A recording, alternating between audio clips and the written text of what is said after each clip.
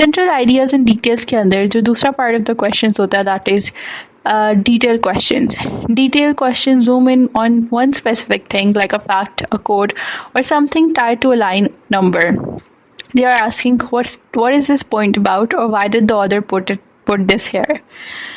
Tackling the detailed question. How do we handle the detailed questions? Look for the clues in the question, like a name, a phrase, or a line number. Jump back to that spot in the passage and find out those exact words. Read the sentence or two around it carefully to get the full picture. Answer only what the question is asking. Do not go off the tangent. Pick the choice that sticks closest to what the passage actually says. You don't need to overanalyze or find hidden meanings.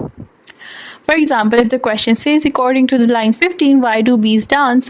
And the passage says, bees dance to tell others where food is, your answer should be something like to show where the food is. Simple and straightforward.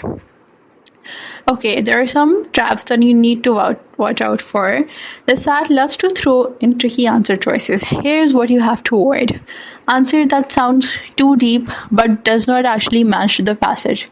Choices that tweak the author's word, like turning a happy point into a sad one or blowing something small way out of proportion.